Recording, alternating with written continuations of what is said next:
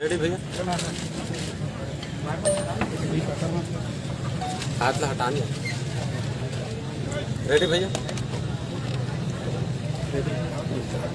और यहाँ आप आए हैं, ये जो आपका सभा है, उद्देश्य क्या है, किस उद्देश्य से यहाँ पे ये जो रैली का आयोजन किया गया है? देखिए, उद्देश्य तो साफ साफ है। शोषित वर्ग को शासक बनाने की लड़ाई है, मजबूत की लड़ाई है। तो जो मजबूर है उनको मजबूत करना है, अपने परिवार के लोगों से मिलना है। और छत्तीसगढ़ के अंदर हमें ये लगता है, जो सूचना यहाँ से दिल्ली तक पहुँचती है कि न्याय जो है ना वो चरम सीमा पार है। ये गुरु घासीदास जी की भूमि है। ये छत्तीसगढ़ बौद्धों की बड़ी विरासत है, बौद्ध राजाओं की बड़ी विरासत है।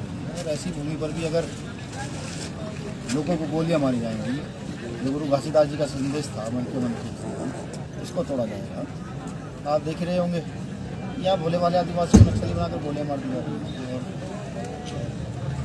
मैं बता नहीं सकता कि मन अंदर से बहुत दुखी है कि ऐसे लोगों को जिनकी इस देश की जंगल जमीन में बड़ी हिस्सेदारी, जिनके आर्थिक, सामाजिक और राजनीतिक उत्थान के लिए लगातार सरकार को प्रयासरत रहे हैं, लेकिन उनको ये सिला दिया जा रहा है कि उनकी जंगल जमीन छीन बोली। बहुजन समाज के लोगों को एक करने आया हूँ। साहब मान्यवर काशीराम साहब के सपने को लेकर चले, बहुजन समाज को एकजुट करके, टूटी फूटी जातियों को सबको इकट्ठा करके एक यहाँ पर मन के एक समान जैसा राज स्थापित करने के लिए छत्तीसगढ़।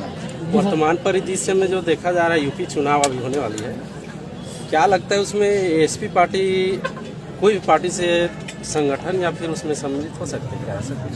देखिए, मैं आपकी थोड़ी सी दिशा भी कर दूँगा। देश की आज़ादी में यहाँ के बहुजनों का बहुत बड़ा हिस्सा है, दलितों का, आदिवासी का, मुस्लिमों का बहुत बड़ा हिस्सा है। या सीधा मैं ये कहूँ, जो लोग न्याय के लिए लड़ते हैं ना, उनको कोई हरा नहीं पाता। हम लोग दो चीज़ जानते हैं, या तो जीतते हैं या सीखते हैं। हारने का शब्द क्या होता है, ये बीमारी में आज तक नहीं सुना। छत्तीसगढ़ में भी जितनी लड़ाइयाँ हम लोगों ने लड़ी हैं, रायगढ़ में बहुत बड़ी लड़ाई हम लोग, हमारे साथी लड़ रहे हैं, लड़ी है, जीते हैं। और भी तमाम क्षेत्रों में जहाँ हम लड़ाई लड़े जीते। ये रही एसपी पार्टी की बात। एसपी पार्टी ने एक सामाजिक मूवमेंट है जो साहब काशीराम साहब द्वारा तैयार किया गया था, लेकिन आज वो कहीं ना कहीं विचलित हो गया है। तो उसी का नाम हमने नवीनीकरण करके एसपी काशीराम रख दिया, यानी कि आजाद समाज पार्टी काशीराम। जी सर, भ्रष्टाचार सर क्या मतलब कि सर भ्रष्टाचार है इंडिया में, ठीक है, पर सर किस प्रकार आप काम करेंगे? भ्रष्टाचार देखिए, भ्रष्टाचार के लिए तो यहाँ की जनता को सजग होना पड़ेगा, लोगों को सिद्धांतिक होना पड़ेगा।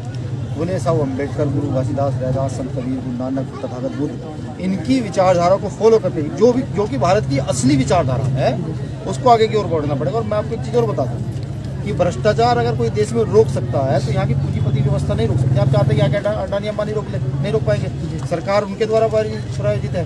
भारत की प्रत्येक व्यवस्था, कोलफील्ड ले लीजिए, या यहाँ का जो जंगल है उसको अधिग्रहण करके किसके हाथ में दिया जा रहा है, उन्नति किसकी होनी चाहिए।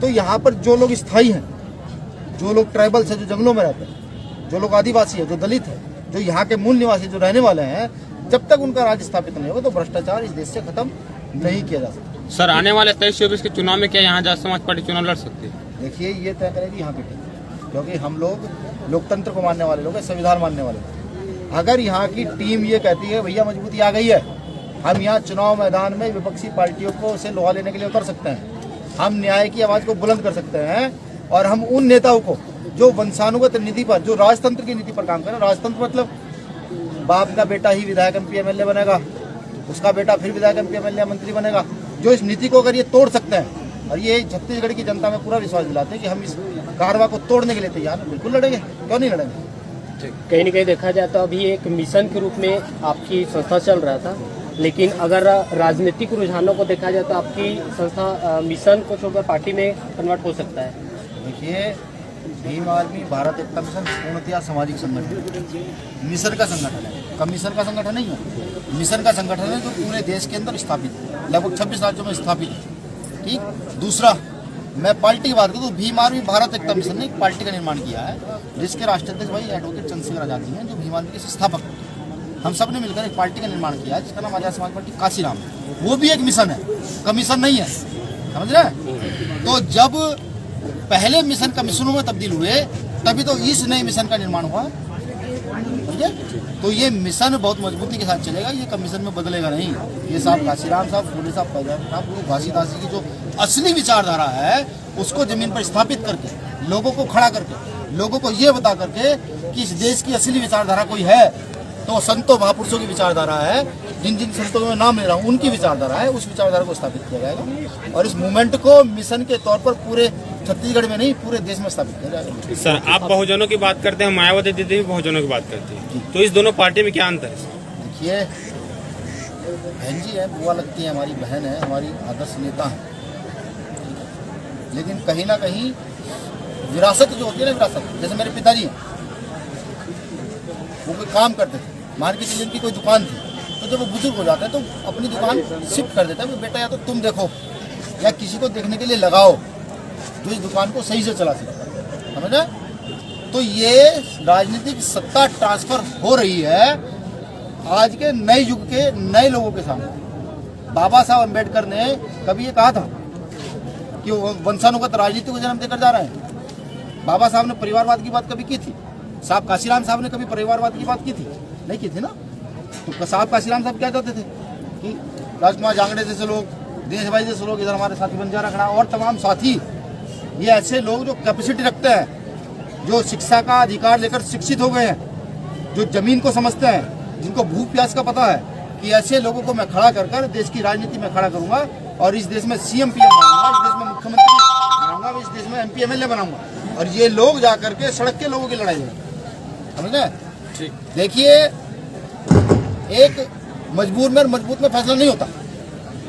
मैं सर्वजन की बात तब करूंगा जब कहीं ना कहीं मैं यहाँ के बहुजन को बराबरी की ओर लेकर के जाऊंगा, जब यहाँ का आदिवासी अपने आप को समान समझने लगेगा, दलित समान समझने लगेगा, जब यहाँ के मुसलमान, सिख, ईसाई, बौद्ध, पारसी अपने आप को ये समझने लगेगा कि नहीं, हम समान हैं और आर्टिकल 19 के तहत अपनी बात को मजबूती के साथ रख पाएंगे, तब जाकर के मैं सर्वजन की बात करूंगा। अन्यथा हम बहुजन की बात करने वाले लोग हैं, 100% प्योरली हम सबसे पहले भारत के बहुजन, भारत का जो मूल निवासी समाज है उसको स्थापित करेंगे, उसको मजबूत करेंगे। सर, अंतिम क्वेश्चन।